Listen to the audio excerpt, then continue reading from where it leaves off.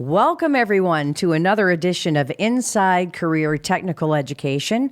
I'm Ann Baldwin, one of the hosts of this program, and joined again by President and CEO, Porter and Chester Institute, Jim Beloga. Jim, good to see you again today. It's awesome to see you, Ann. I'm excited to be with you.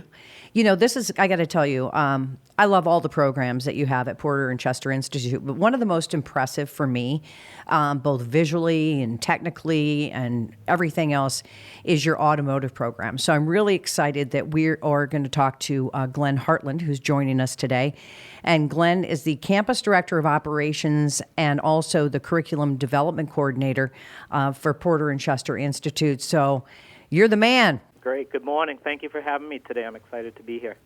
Yeah, awesome. Hey, so Glenn, so maybe what we could do is maybe just give our listeners a little bit of an overview of the program. You know, just in terms of the length of the program, and then maybe just highlight a few of the key areas that we focus on.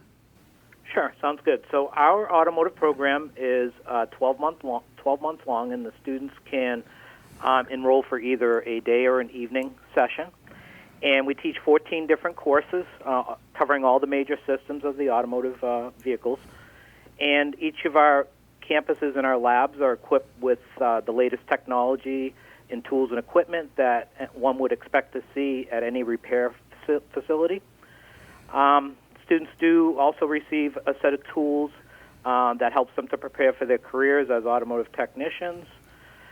And throughout the program, they participate in job task sheets, and this helps them to become proficient in each of those different tasks, helps also to determine what skills they're mastering.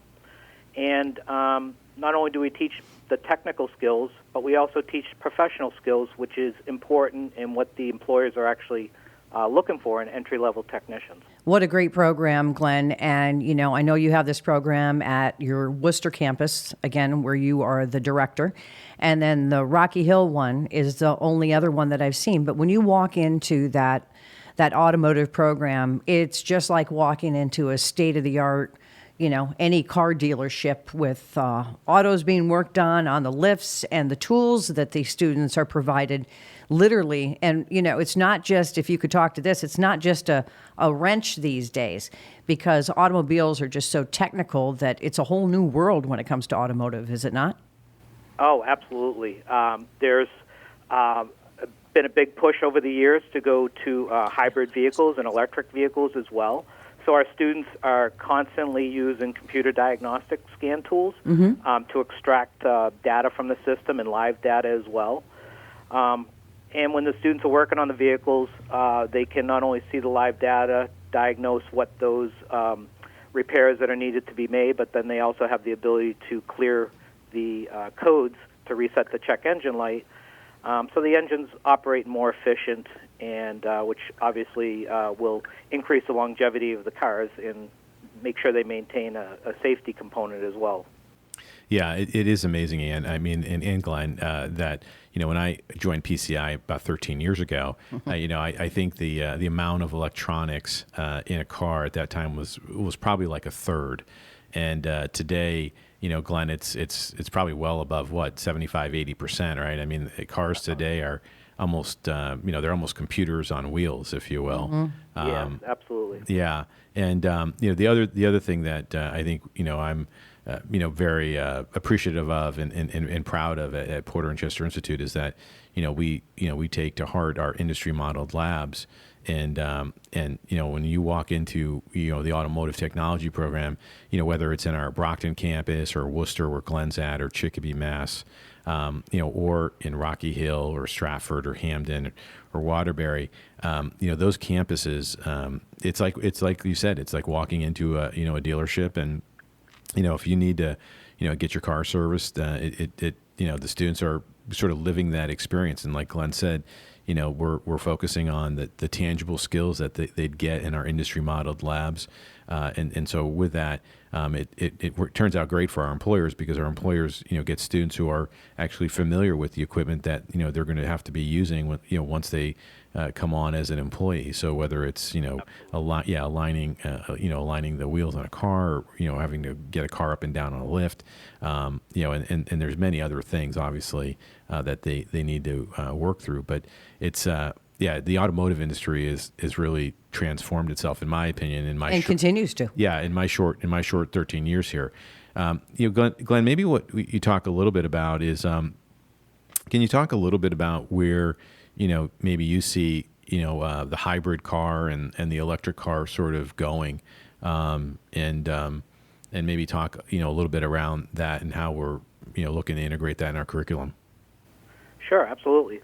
So because hybrids and electric vehicles are becoming such a norm out in the industry now, we have to implement that as part of our program. Each of our campuses actually has a hybrid vehicle, and we have a lot of curriculum around hybrids.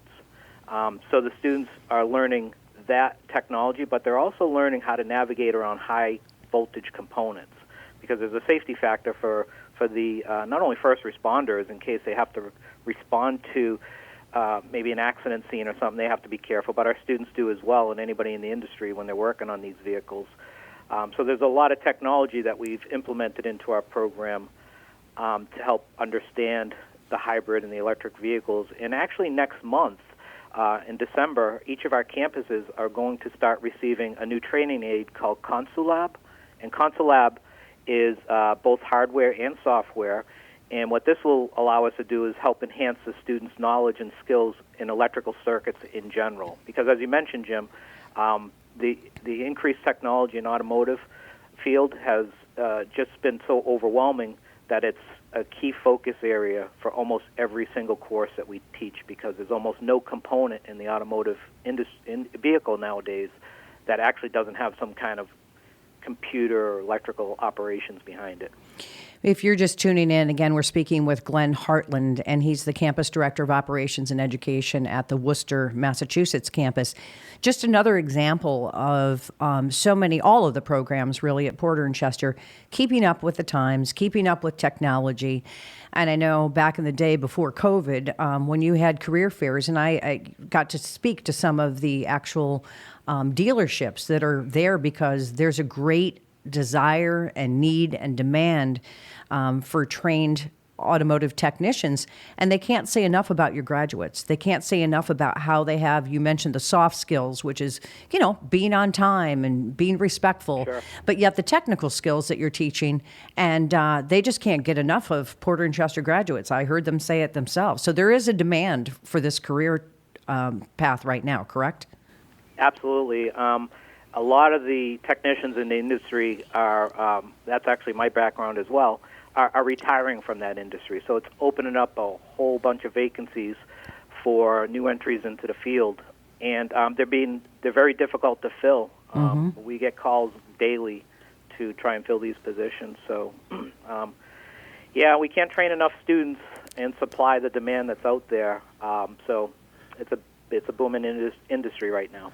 Yeah, no, and I think, the other thing that, we've had to do as well, and Glenn alluded to this a little bit, is with the COVID pandemic, we've had to pivot from, being completely 100% residential or on ground to moving to a lecture online and lab on ground format. And one of the things that, I think for, the students, obviously, our students and our faculty and staff, I think, did a good job transitioning. It wasn't easy, but everybody did it. But, the interesting thing about that is, we're now trying to enhance, our curriculum, and I think the students also, part of their educational experience with us is getting much more involved on the technology, or, the electronic and or the computer/laptop side, because they are going to be, when they do encounter a problem, they are going to have to go look it up, and they're going to have to start using those technology tools. So the days of sort of the automotive industry being sort of that dirty wrench turning industry, very mechanical, has really shifted. I mean, if you walk into most most of our industry modeled labs, actually all of them, they're very clean, and it's really not an industry that I think historically people might have associated with being dirty. But there's really a lot of technology. Yeah, that's and involved. it's funny you mentioned that, Jim, because I remember, anytime I go take my car into the shop, it was just the way it was. Everybody who worked there, their hands were just filthy dirty and their clothes were filthy dirty because, it was a down and dirty job. But now, even you go into the labs, as I've been at the Rocky Hill campus in the automotive department, everything's clean, computerized. You've got your students getting that hands-on experience as well, but they're all spaced out. Everybody's wearing, personal protection. So you're following the CDC and the state guidelines as far as compliance for Right. COVID-19, which is it's a safe environment. And I also love the flexibility as well, as you mentioned earlier, Glenn, for folks who might have to work another full-time job while they get through the program, and you've got that flexibility of the day and evening classes. So we really encourage people, if you're interested in the Automotive Technology program at any of the Porter and Chester campuses, and I'm going to have you rattle those off again one more time, Jim. Oh, sure, I'll do that. So our most recently newly opened campus in Brockton, Massachusetts, Worcester, Mass, Chicopee, Mass, and then we've got our locations in Connecticut, which are in Rocky Hill, Hamden, Waterbury, and Stratford. So those are the locations where we offer our industry modeled automotive technology labs. And again, I think one of the things that I would just, as I sort of reflect back on automotive technology, is this program. I mean, it's really a program that has continued to evolve over time, and it's like Glenn had said early on. It's really the automotive vehicle has sort of evolved, tremendously, and I think the other thing that I thought was really insightful that I hadn't really thought about was all the folks who are first responders being prepared to deal with not necessarily gasoline-powered cars, but having to deal with electrically charged cars. So that's a completely different sort of mindset. So where folks were worried about combustion historically, now it's electrocution. Right. Yeah. So it's interesting in that there's a lot of ancillary healthcare workers who are going to need to better understand what they can do, what they can and can't do. So whether it's first responders, whether it's fire departments or police departments or paramedics. Yep. I mean, all those folks are going to have to be a little bit more cognizant when they walk up to a car crash and really sort of be in the moment, if you will, so that they can assess whether it's a hybrid electrical or gas powered car. Right. Well, Absolutely. Glenn, hats off to you for all that you do as continuing to develop the curriculum over there.